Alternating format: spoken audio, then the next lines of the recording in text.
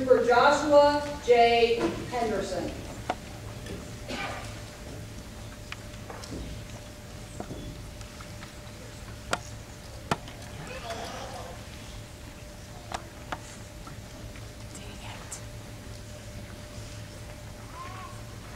Trooper Philip M. Higby.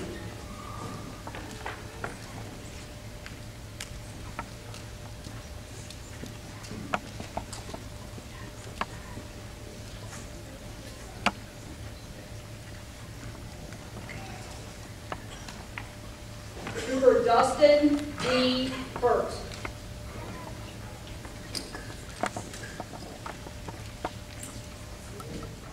Ladies and gentlemen, I present to you the 123rd Trooper Recruit Class and our next generation of Michigan State Police Troopers.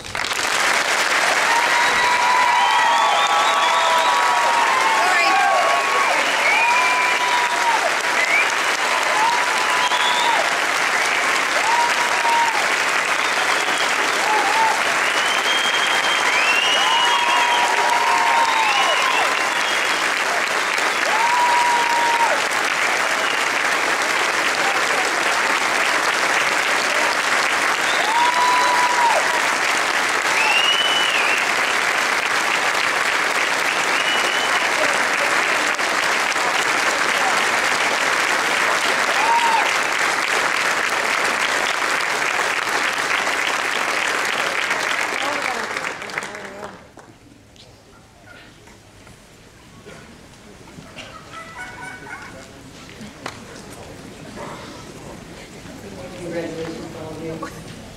At this point in the program, the lectern is traditionally turned over to the graduating class. The graduates have elected one of their members to speak on behalf of the 123rd Trooper Recruit School. I am pleased to introduce Trooper Peter Melvin, the elected class order, for his remarks on behalf of his fellow classmates.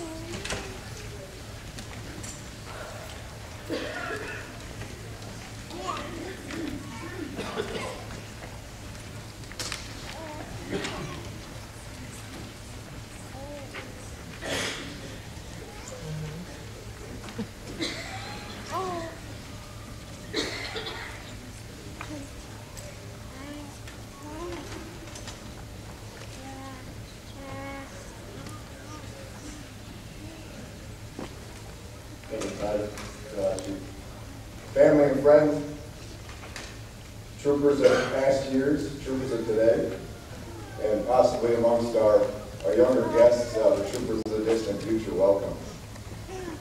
On behalf of my classmates, I'd like to thank you for sharing time with us this afternoon. Many of us could not have made it to this point without the support that you all have shown. The 123rd Trooper Recruit School officially began on June 10th of this year, but the process began even before that, long before that. In fact, most of us took our civil service test many months, and in some cases more than a year before receiving a conditional job offer. Once the physical agility test was completed, the process took an additional 3 to 4 months. One was fortunate to continue through every stage of the process. Most of us worked other jobs, and in most cases multiple jobs, while we waited for the phone calls and letters that would let us know whether or not we continued through the process. Recruit School begins by lining up in 2 columns at the base of the concrete steps of the training academy. From the moment you step inside, training staff members supervise your every move, ranging from walking down the hall, to running up the stairs, to making your bed, to speaking with others. Staff members demand professionalism and demonstrate it in return. Recruits are addressed by the training staff as sir or ma'am. Although recruits are routinely corrected, disrespectful and disparaging comments are altogether absent. From day one, recruits are not only told how to conduct themselves, but they are shown by the training staff how to treat one another with excellence, integrity, and courtesy. One of the very first things that our recruit school commander, Sergeant Candace Bird, impressed upon us is that nothing is free in recruit school. Everything must be earned. Every week brings new challenges, and it was not until several weeks were survived that the class began to realize these challenges came rewards of various kinds. Some accomplishments were accompanied by rewards of relaxed supervision, which could be a simple 5 or 10 minute break between classes. Other rewards were more significant, such as the newfound confidence one enjoys after completing the final water practical scenario. Sergeant taught us that rewards cannot be reaped if challenges are not faced and recognized. Every successful stage raises the bar of expectations, but it also instills the confidence to move forward. She convinced even the least confident among us that the only attitude that leads to success is one that never gives up, never gives in, and never quits. To my classmates, I cannot express the honor and privilege I felt when he asked me to do this despite my sarcastic remarks. I was asked to speak on their behalf, and I will do just that. In fact, for the most part, I'd like to serve as a conduit to pass on some of the words and experiences that they shared with me. But before I begin to speak of my classmates individually, I'd like to share a few things about my class as a whole.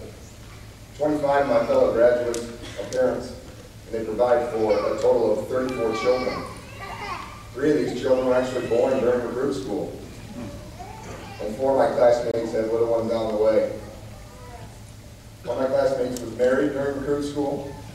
In fact, one was actually engaged last night. The class as a whole has 24 family members that already work for this department, and a total of 47 that serve in law enforcement agencies elsewhere. The 123rd has 80 collective years of prior law enforcement experience and another 80 years of military service, to include 17 combat tours of duty. The best part about this role for me is not standing before you all this afternoon. What I enjoyed most is that it gave me the opportunity to speak one-on-one with many of my classmates. My only disappointment is I was not able to speak with all 77, as I had originally intended. I was, however, surprised and humbled that my peers spoke with a kind of honest and personal conviction to help me understand where their dedication comes from. I asked many things of my classmates, first of which was to describe what brought them to Michigan State Police in the first place. Many simply said that they wanted to work for the best.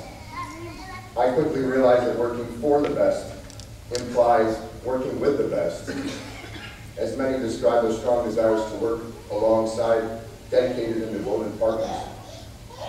One classmate of mine in particular has had a strong affection for this department from an early age. He recalled his father telling him when he was a young lad, "Son, if something goes wrong, call 911. If something goes really wrong, call State Police." When reviewing my notes I'd taken, I began to realize that some of the reasons for their commitment generally changed as recruit school began to accelerate. For most, the reasons that they came were no longer the reasons that they stayed. One of my fellow graduates had been tirelessly trying to secure employment with several of the federal law enforcement agencies. This had been his dream. As a plan B, he actually accepted a job offer with Michigan State Police. Around week 5 or 6 of recruit school, he received a conditional job offer from the DEA, and he turned it down without thinking twice. He said he found more than he could ever hope for with his new family of recruits.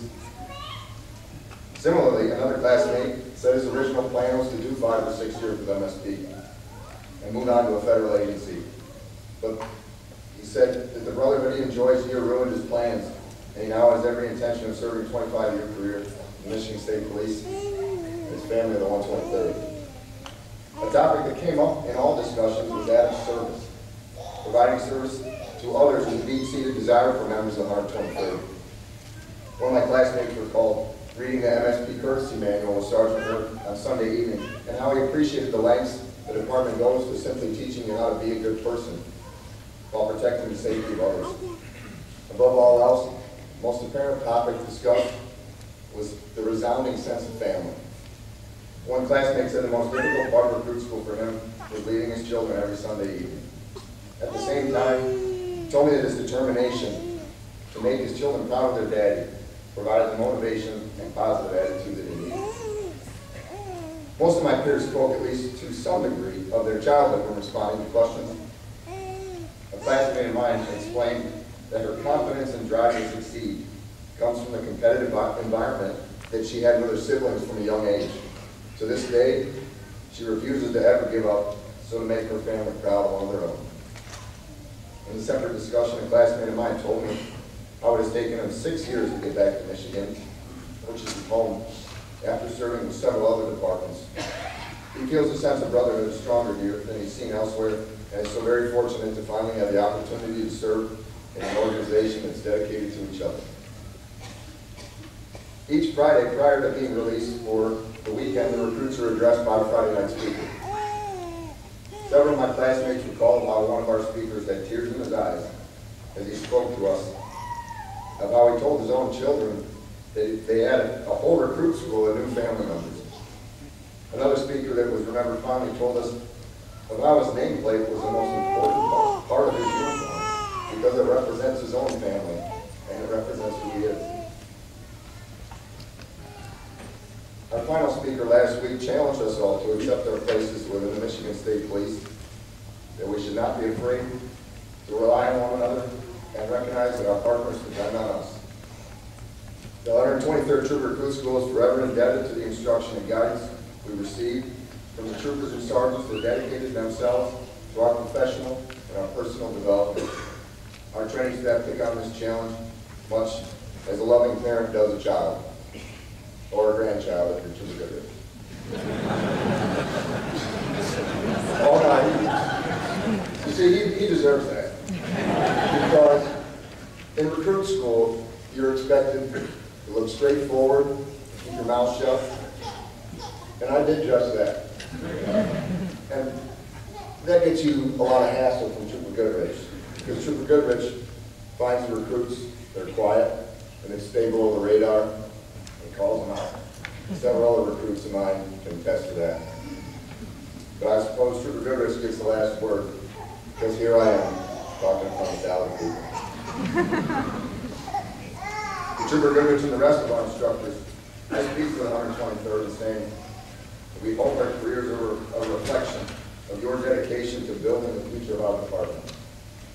We will work together with passion and pride so that when most of our careers are nearing an end, the 120th anniversary of Michigan State Police will be a celebration to rival the 95th. And finally, for the first time this afternoon, I'd like to speak on my own behalf. I'd like to offer a sincere thanks to the husbands and the wives, the significant others, the family members of my classmates, and even one recruit's dog.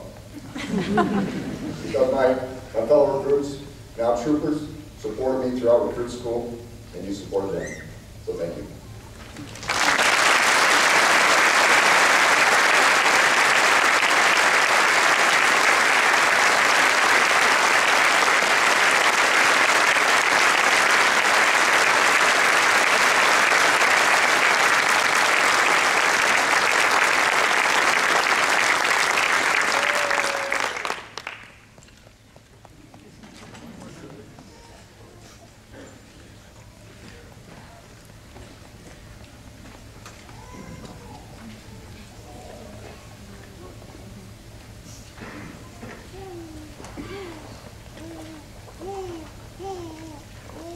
I think you represented you well. Don't you agree? Yes, I'm going to miss that. The presentation of awards is the department's way of recognizing superior achievement by selected graduates. Each award will be presented by one of our distinguished guests. Mr. Sean Seibel will be presenting the Academic Achievement Award.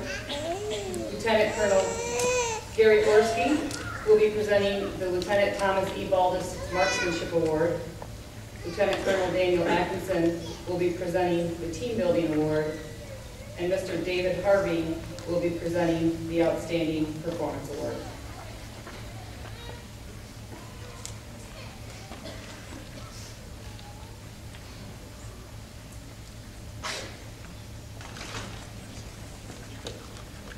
Will Trooper Randall Rodowski please come forward?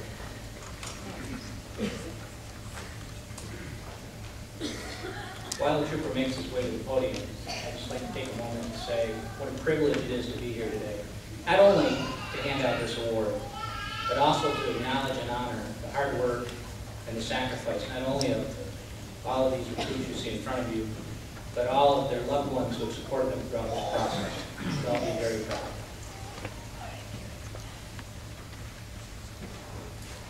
I'm sure you'd all agree these are complex times. Today, law enforcement professionals face significant